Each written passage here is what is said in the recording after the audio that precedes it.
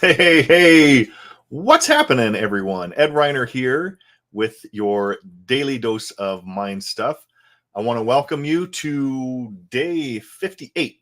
We're on day 58, and today Bob is going to go into a formula for financial freedom.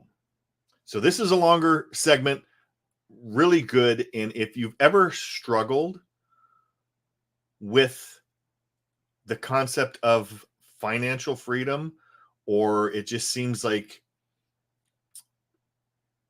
there's not enough month at the end of the how does that saying go? There's not enough money at the end of the month, or basically you're living paycheck to paycheck, or there's not enough money at the end. However that saying goes, hopefully you know what it is. I don't remember. Anyway, Bob is going to go into a simple formula that anyone can follow. It seems like at times maybe you can't, but we can't afford not to follow it, basically, as Bob puts it. So let's get into this because it is a longer segment, but very, very good. So let's go to Bob, and I will see you afterwards. Okay?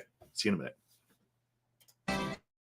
Now, on page 17, at the top of the page, how much is enough? Earl Nightingale said something that I love.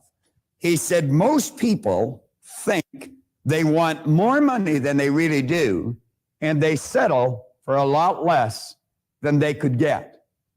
I think probably many of you were born with the very same idea I was, or raised with it anyway, that if you're going to earn any money, you're going to have to work really hard. Well, let me go back to what Napoleon Hill said here. He said, one idea is all that you need to achieve the success you seek. Now, he said, when riches begin to come, they're going to come so quickly and in such great abundance that one wonders where they've been hiding through all those lean years. Now, he said, this is an astounding statement, and all the more so when you take into consideration the popular belief that riches come only to those who work hard and long. When you begin to think and grow rich, you're going to observe that riches begin with a state of mind, with definiteness of purpose, with little or no hard work. He said, you and every person ought to be interested in knowing how to acquire that state of mind, which will attract riches. Now, in another part, way towards the middle of the book, he reemphasizes this. He said, if you are one of those people who believe that hard work and honesty alone will bring riches, perish the thought, because it's not true. He said, riches, when they come in huge quantities, are never the result of hard work. Riches come, if they come at all, in response to definite demands based upon the application of definite principles and not by chance or luck. Now, we're talking about the definite principles. It's up to you to apply them. You want to stop and think, how can I fill a definite demand? Now, you don't have to go too far to see very poor service. These people have never gained an understanding of the law of compensation. The law of compensation is based on three very simple points. The amount of money you and I earn is always going to be in direct ratio to the need for what you do, your ability to do it, and the difficulty there will be in replacing us. Now, there very likely is a great need for what you do. You had nothing to do with that. That need was just there. Your ability to fill that need. All you have to do every day is put forth an effort to do whatever you're doing better. And as you do that, you're going to find that it'll become very difficult to replace you. There's very few pros around. A lot of people busy, but not too many doing it properly. Now, we're saying for you to get into this prosperity concept or get it into high gear, you must be specific. If you want some money, you have to be certain that you know exactly how much money you want. You see, what we're working with is our subconscious mind. Now, we've touched on that a few times. Let's take a look at it again.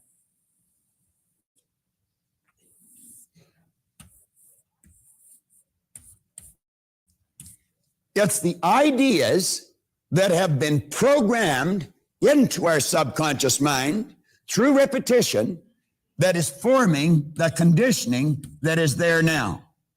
It's that conditioning that causes us to do what we do and get the results we get.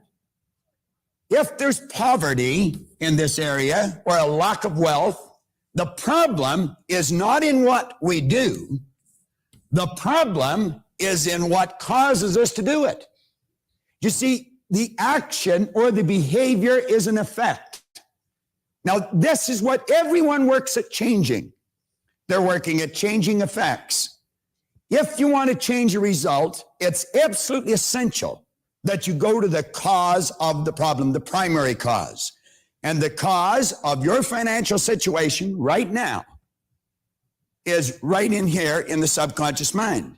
Now, what we must do is consciously choose, think, and build an idea of the prosperity that we're looking for here in our consciousness. Then we have to get emotionally involved in that idea. Now, people without money would have a difficult time accepting this. I have never met anyone with money that had a difficult time accepting this. As a matter of fact, they know it, and that's why they have the money.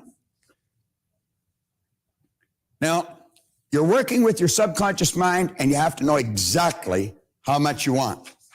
Now, let's stop and think for a few minutes about money.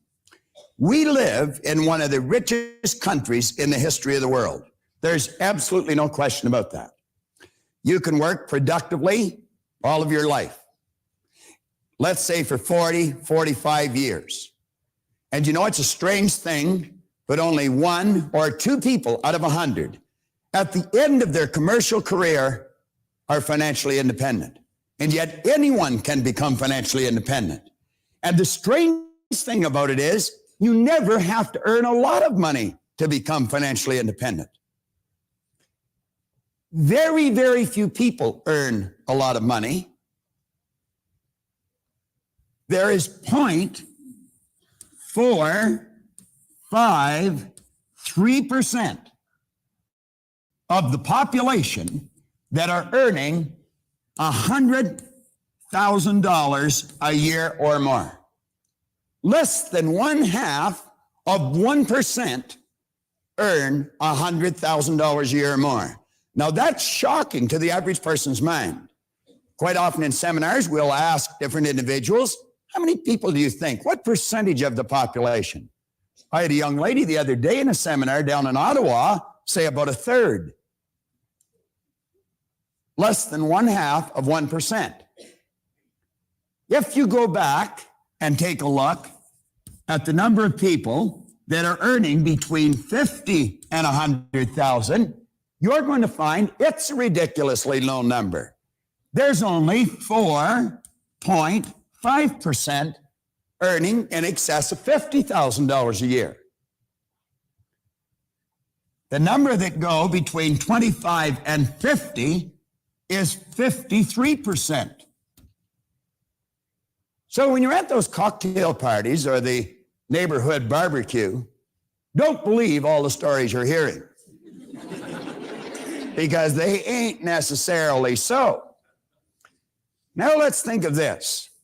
Do we have anybody here that's 20 years old? 21? Andy, let me ask you a question. Do you want to stand up for a moment? Andy, how many ways, let me shake your hand first. How you doing, Andy? Good. I'm doing wonderful. Andy, how many ways do you think there are to earn money? Hundreds. Well, you know, it's written in the book that there's only 2. Just 2 ways. Now, that's a little shocking to most people. I had a young man the other day say 1 way. He was really close.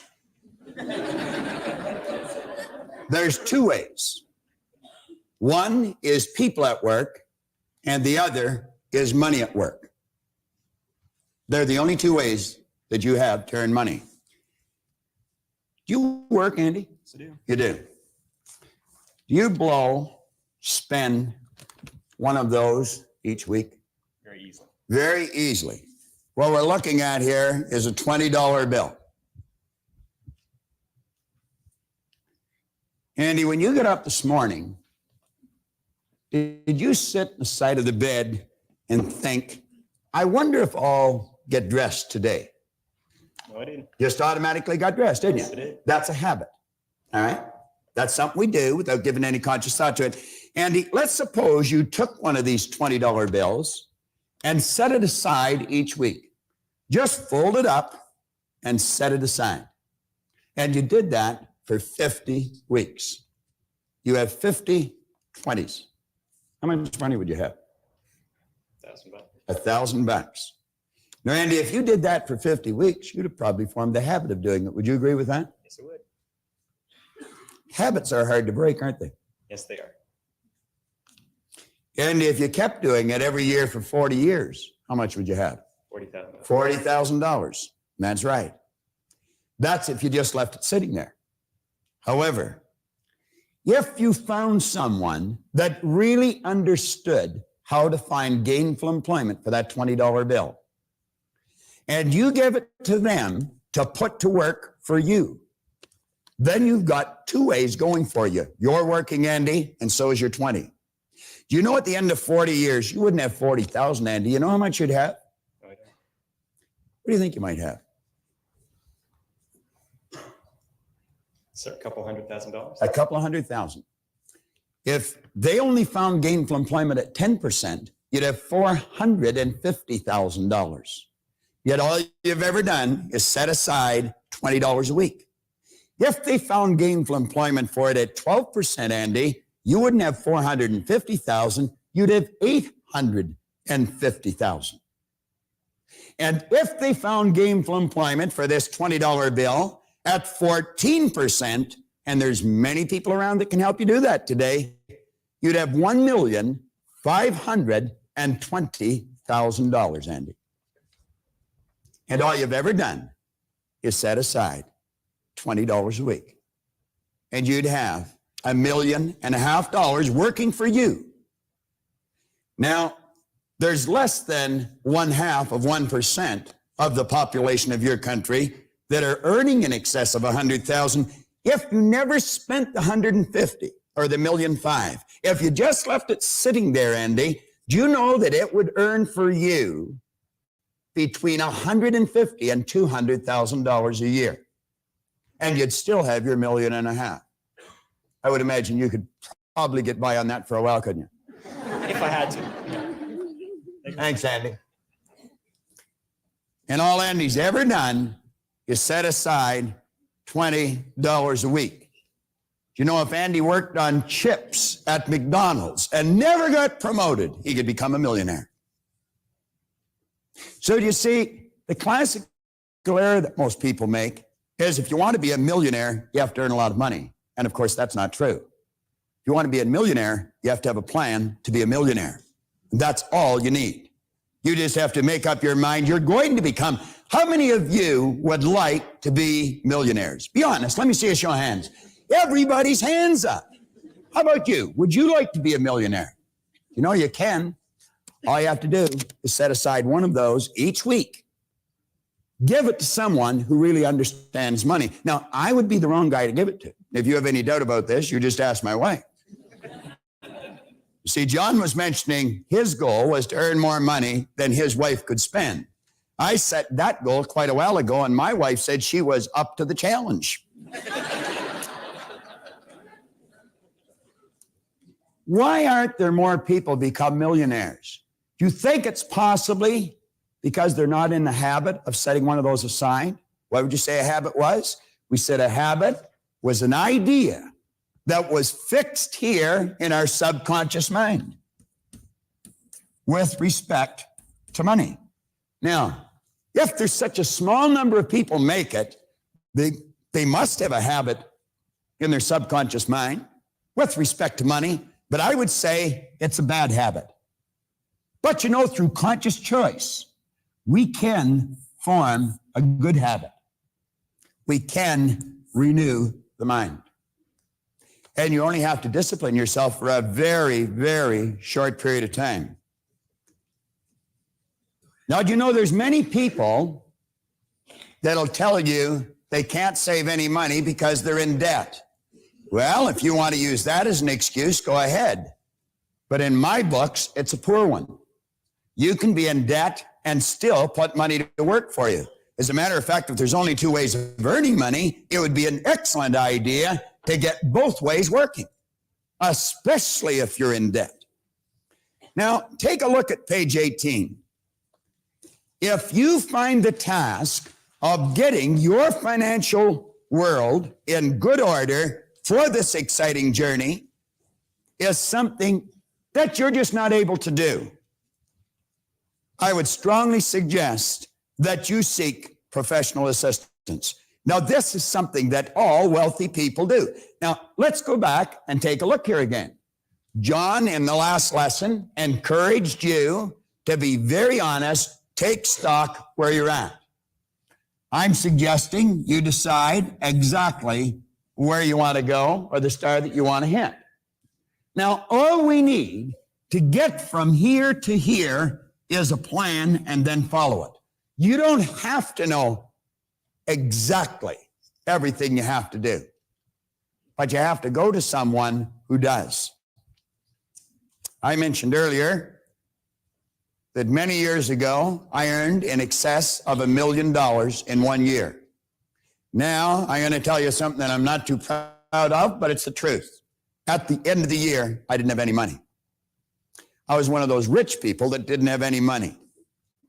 I was living fairly well, but nothing extraordinary. I didn't buy any planes or trains, or I didn't shoot off to Paris for a weekend. I wasn't in the habit of flying off to Atlantic City or Las Vegas and play on the tables. And matter of fact, I didn't even know where it went. There was some things I wanted that I wasn't even able to afford to buy, and they weren't extraordinary things. Now, if you've always worked for let's say an average wage, you might be wondering, well, how did he do it? It wasn't difficult. There's some people here in the audience that have done exactly the same thing. Probably a number of you. And you'll say, no, it wasn't difficult. Do you know that most people have never sat down with someone that really understands money? I think if you needed an operation, you had to remove something, you talk to the guy next door, unless the guy next door happened to be a very competent surgeon. I think if you needed a root canal, it'd be highly unlikely you'd talk to your druggist about it. I had mentioned earlier here on the tape that we had a bit of a catastrophe with our plumbing this morning. I didn't phone the electrician to have that repaired. Why is it we just ask anyone for advice? Why is it we just say, what do you think? The person we're asking probably doesn't. But they'll always give you an opinion. Well, we're suggesting you sit down with someone that really understands. Now, wealthy people follow the advice of financial experts. It is similar to the principle, the idea that if a person's body were sick, he or she would seek out a skilled physician for advice.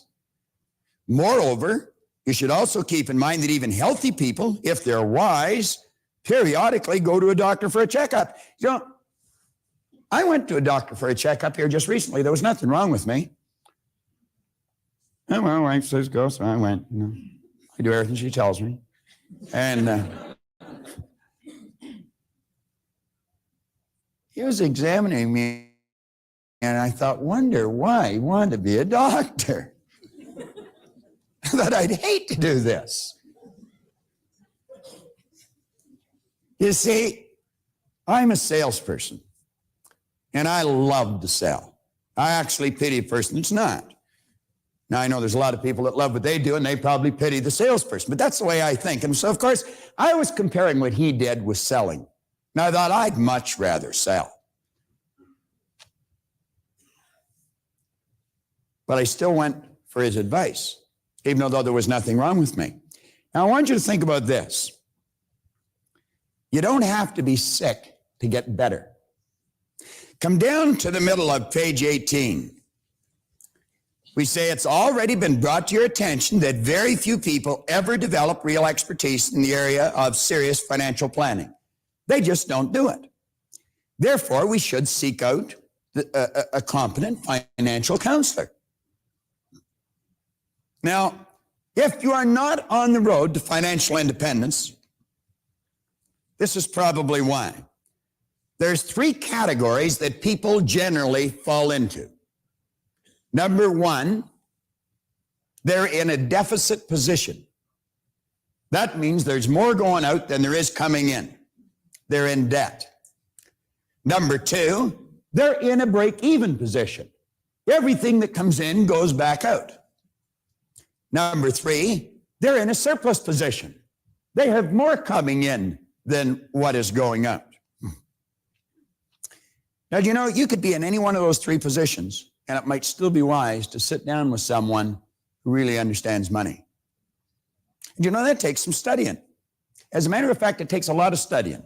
It's a full-time job. It's not something you're going to do on a part-time basis. You got to be as sharp as a tack, and I'm going to suggest that you have to have the left hemisphere of your brain fairly highly developed because it's quite a technical task. And of course, I operate from the right hemisphere of my brain. Someone once told me I was a bihemispherical paraplegic, and I'm inclined to agree with them. I just operate from about half of my brain. That's the conceptual side. The other side is kind of useless. Now, a person that's in the deficit position could form the opinion, and it would be tragic, that all they have to do is get more money coming in and that would solve their problem. However, if they're in the habit, if they've got a habit, now think of this, of spending more than they earn, would bringing in more solve their problem? No, of course not. If a person was in a break-even position, if they were in the habit of spending everything they earn, would bringing in more money solve their problem? No. Well, maybe the person should change a habit. Maybe the person should change the way they think. Maybe they should change the source of their advice. How many of you would really like to become financially independent? Be honest. Ask yourself, do you really want to change your financial position? Now, I'm going to give you a formula that the masses use, and because they use it, they end up broke. It's a simple formula. There's nothing complicated about it. They take their income, they subtract from their income their expenses, and what is left, they save. What do you think the problem is? I beg your pardon? Nothing left. No. It costs them more to live than what they're earning. Now, here's a formula for financial freedom.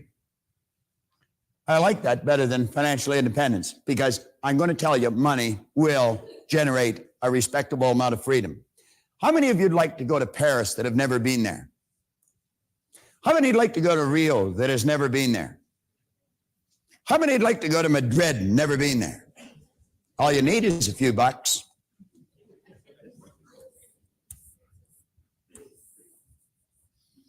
A person should sit down and establish financial goals.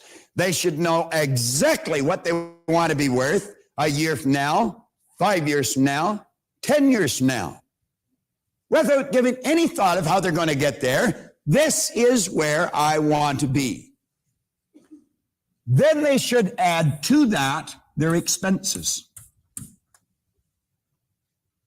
Do you know that most people do not even have the brain cells to figure that out properly?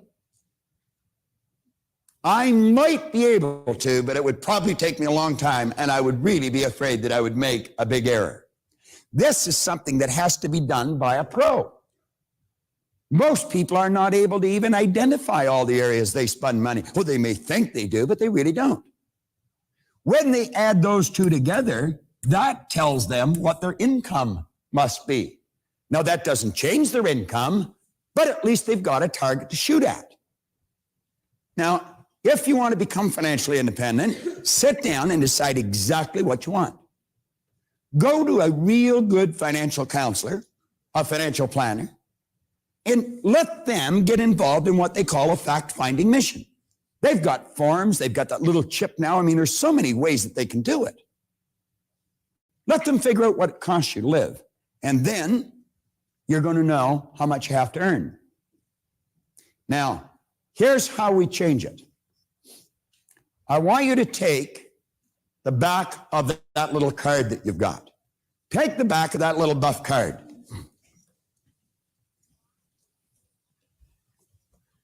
Draw a box on it like that.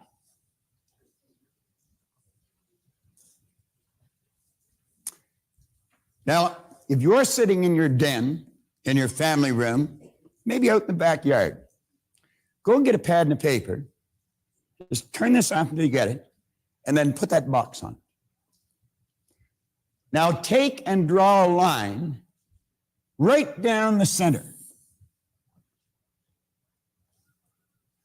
Now take and put 4 lines inside the box.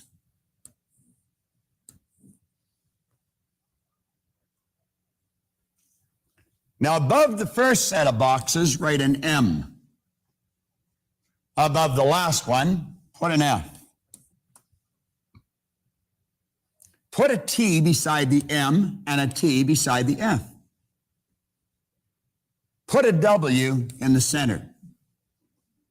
Now we've created a week's calendar. I like to do it a little different. Now, what we're going to do now is take and change it into mornings and afternoons. AM. Let's loosen this up a bit. You repeat this after me as you write it in. Come on. AM. AM. Come on, only about a half. You're doing it. Right? What'd John say? The more you put in, the more you get out. Come on. AM. AM. AM.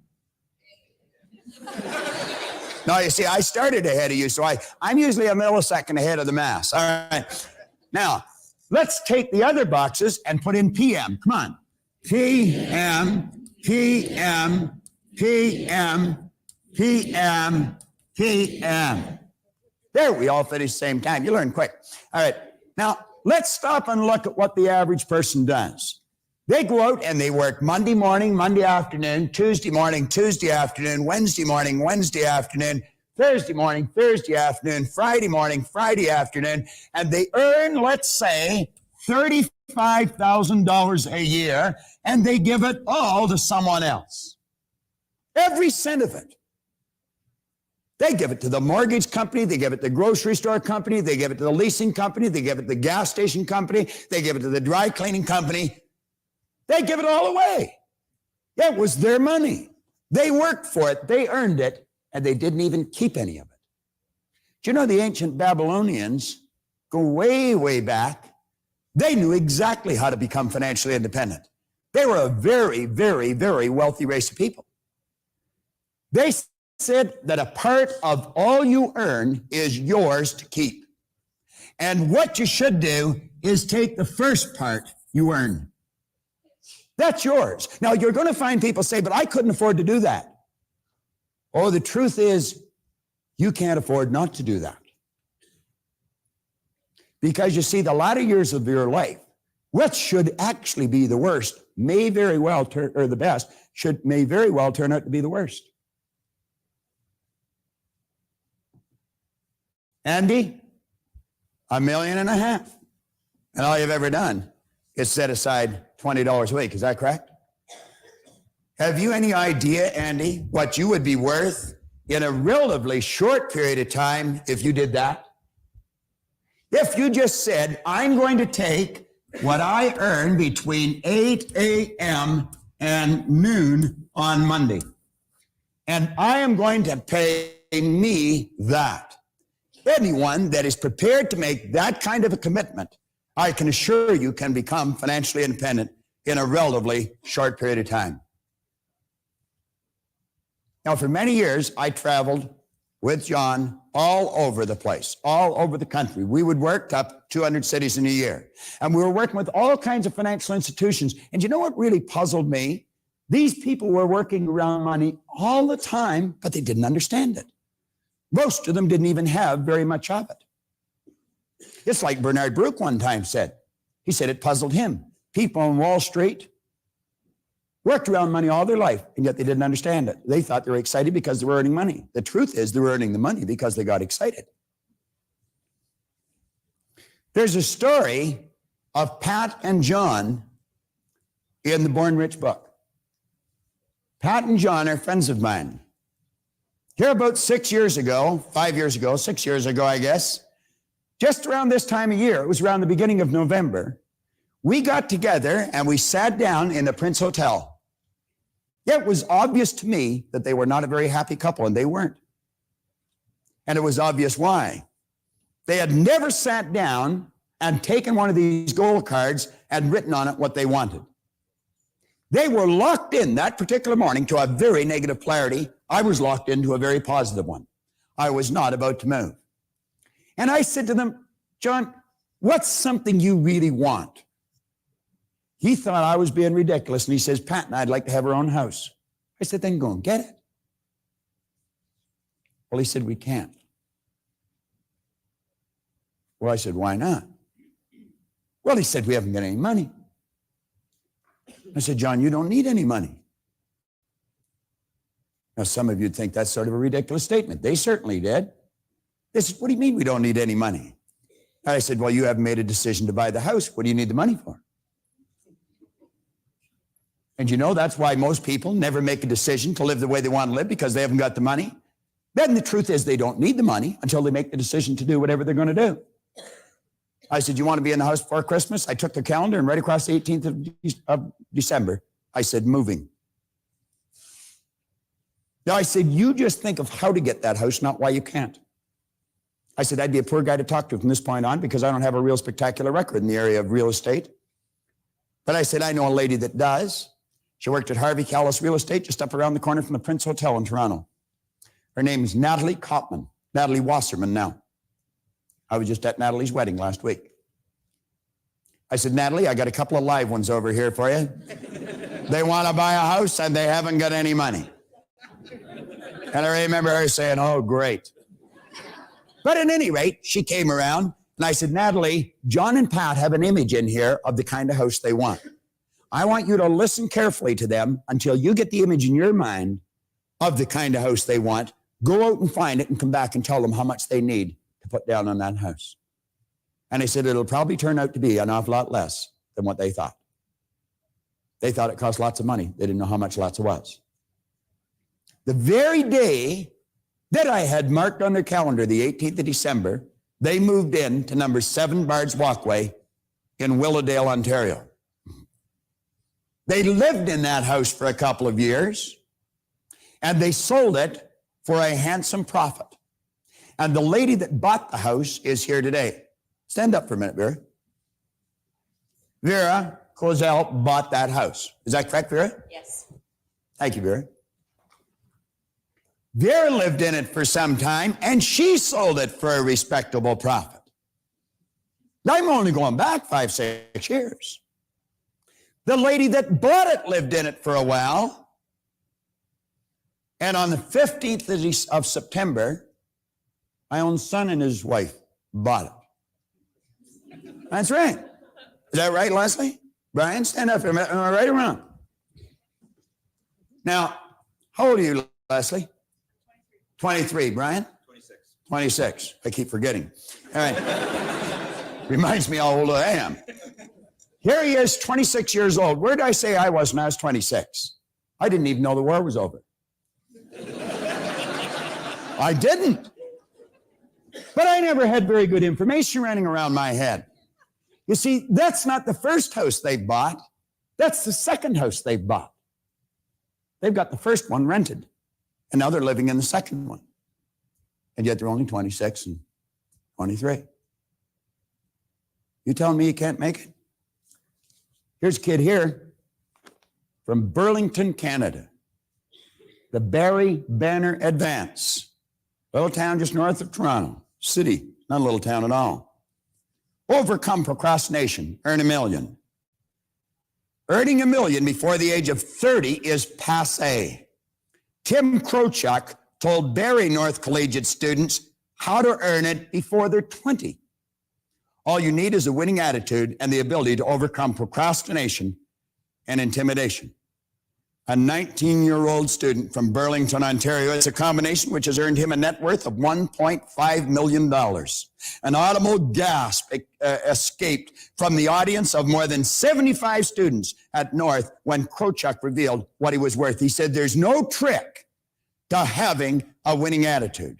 It's all in the way you think. He said, this stuff, although it sounds really hokey, it works. This kid had his first business when he was 12 years old in grade 7. He's had 8 cents, 4 of which is still in operation. You think you can't? That kid started when he was 12. Brian and Leslie just bought their second house, 26 and 23. I was trying to figure out where to get the rent. And I'm going to tell you, on more than one occasion, I never got it, so they put a lock on the door. I'm not going to ask you how many of you that's happened to, but it's happened to me, and it happened more than once. Didn't even know how to do that. I met someone that really understands money, and I married her. And when we came back to Toronto, I said, you know what we're going to do? We're going to originate an idea, and we're going to start a company so that the people that go through the seminars will be able to have a choice of going and getting competent financial advice. And you know that thousands of people have gone through that company. Now, Linda operated that company. The first couple that went through there were getting married in 9 months. I'm going back about 8 years. One said they couldn't save money, and the other one said they couldn't save their soul. Nino, you know this couple. With a proper plan, they had enough money to put a down payment on a house and buy all the appliances for that house 9 months later when they got married. Here just recently, they sold that house, earned a handsome profit. In fact, they earned more money, profit on that house than they have earned themselves working since they started to work, and they moved into a much more beautiful house. Now, if you're not making a headway you want, for goodness sake, go get some advice. Now you go back on page 19. And as you take a look in this book, again, if you're sitting in your family room or you're sitting out in the back porch, on page 19, write in a date that you're going to have an appointment with a competent financial planner. And go and sit down and let them help you answer the second question. The figure below is the amount of money I need to provide the things I want to live the way I choose to live. Okay, so that was the formula for financial freedom. Bob went into some great stuff there, in that formula once again was your financial goal plus your expenses. That tells you what your income needs to be. I've seen this other ways. I remember taking a marketing course way back. Forgot what it was called, a Google something. And it was this guy that was a surfer that made a ton of money advertising on Google and selling affiliate products. And he had a similar way with this. And what he did was he said to figure out how you would like to live for the year, the exact vacations you want to take, the cars you want to buy, all of the toys, whatever, the house you want to live in, how much that would cost, what your rent would be, all of those expenses, and add all of those up. And that shows you what you need to earn for the year. That gives you your income. So it's basically your financial goal plus your expenses. So he listed all of the stuff that you'd like to have. That gives you a number. That gives you a goal to shoot for. Most people, like Earl says, most people, and Bob mentioned it in the beginning, think they want more and they settle for a whole lot less. Most people don't know how much money they need to live the life that they'd like to live. And when you do that exercise and list all of the different vacations and the toys and the things, how much you're going to give to charity, all of that stuff, when you figure that out, it usually is a lot less than you think. But then you have an exact number. And it's important that we have to have an exact number so we have a star that we're shooting for.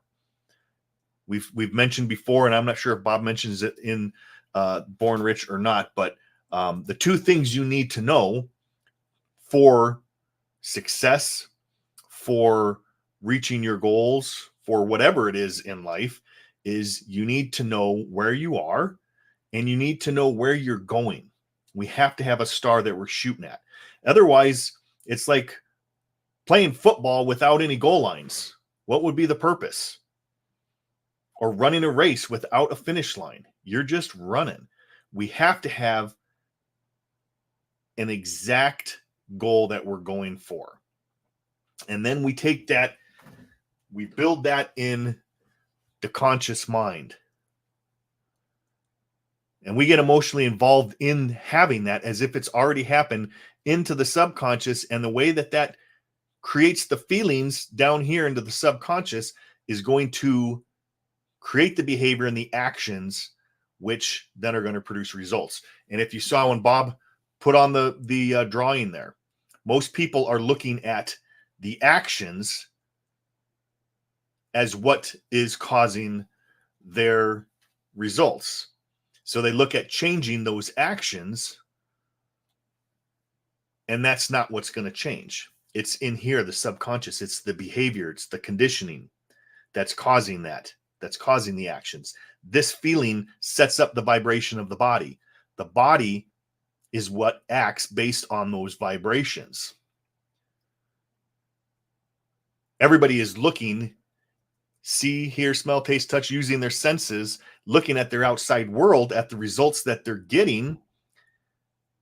And that's what they're focused on. That's going to create the idea, the lack of whatever it is that they don't have in here. If we're thinking of that in here in the conscious mind, that's going to be going into the subconscious mind. We're going to be getting more of the same. We need to originate a new idea in the conscious mind, impress that into the subconscious mind, and that's going to change the behavior. And, you know, I love watching these, you know, the repetition is so important on this stuff. I mean, I don't know how many times I've seen this program, and every time I watch it, and any of the programs and any of the talks that Bob does, the more you watch it, you get more ideas. Ideas come to you. I got an idea just from watching this when he was talking about effective planning and have to come up with a plan. You know, he said if someone wants to become a millionaire, you need to have a plan, and then you need to work that plan. Let me see if there's anything here in the notes that, yeah, he says, have a plan and work it. You know, and it just takes one idea. What did he say Hill said here in Think and Grow Rich? He says in here, one sound idea is all that one needs to achieve success. Just one idea. That's all we need. Then he goes on here to say that when riches begin to come, they come so quickly and in great abundance that one wonders where they have been hiding all those lean years.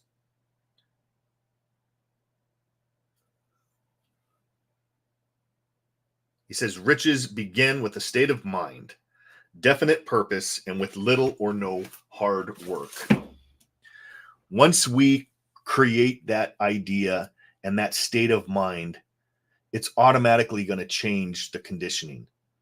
And why he says it doesn't require hard work is because this is where our habits are, our conditioning. We change the habits. A habit is something that we do that requires no conscious thought. We just automatically do it.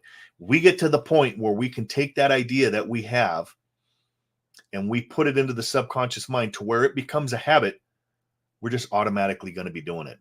And when we're automatically doing that, what we send out, the energy that we send out, the universe is going to send back at like. That's where that attraction comes. It's the action, reaction, or attraction that changes our conditions, our circumstance, and our environment, which you total all those up and it's results. So that's all the time we're going to take for today. I want to thank you guys for joining me. Make sure that you come back tomorrow.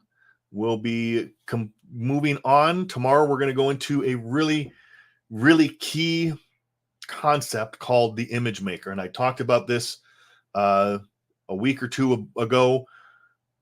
They're going to go into the image maker. And this is where we have this image of ourselves. We have the outer image that we portray to the world, but we also have an image, an inner image, which is controlling the behavior. It's part of the paradigm. We're going to be talking about the image maker and how important that is and how to change that. So once again, if you got value out of this, share, like, subscribe, come back, join our private Facebook group. I got a little ticker thing that I do. There's the address there, facebook.com/groups Mind Stuff for Success. I'm building that group of like-minded individuals. I'm going to be doing a lot more trainings in there that you're not going to see out here for the general public. So come join us and mastermind with us. We'll help you and you help us achieve our goals. And I will see you guys tomorrow. It's Ed Reiner with the Daily Dose of Mind Stuff. Peace and God bless. See you guys later.